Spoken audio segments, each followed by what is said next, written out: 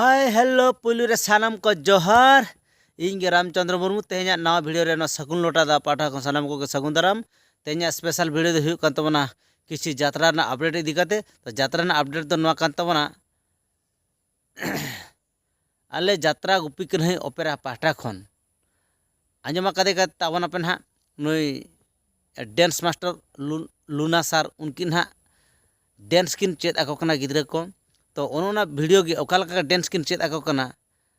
से बाकिन चेत आको कना आकिना स्टाइल ओकालका गिद्रा किन साम ओचो को तो ओनोना वीडियो के नेल हचो पे लगी ना जाओ दो पेंडल चोट रे हाले रियल सर बड़ा तहन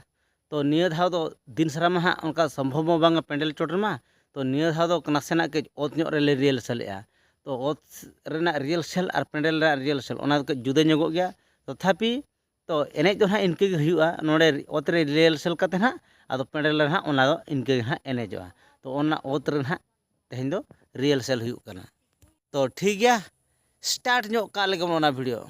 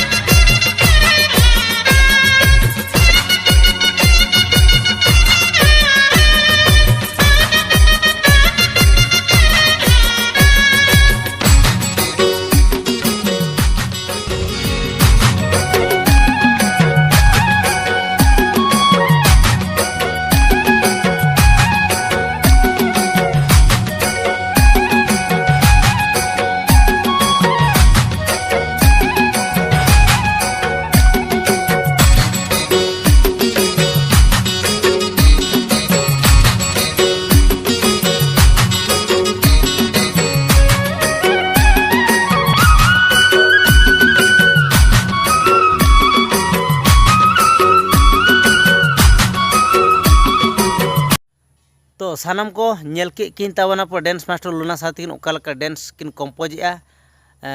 गिद्रा को ओकालकिन सब अचो ओकालका बाकिन सब अचो कोना पे नेल के गया आर मेन कथा हुई कना ओने जहां जे म्यूजिक बांग साड़े कना साथे आकबा को लू के ओना दो असली म्यूजिक दो ना बांग कना जहां डांस हुई कना ओका सेरेज रे ओना सेरेज साथे इजे दो बांग कना ओना दो केवल अलिन हा इयाते बैकग्राउंड म्यूजिक ना लिन लाठा ᱧᱚᱜ का ओना दो बाखान डांस दो एटा म्यूजिक कना ठीक गया ओना दो डांस ना पेंडल रे हा बोन नेला ओका सेरेज रे ना ओना दो डांस हुई कना तबे ठीक गया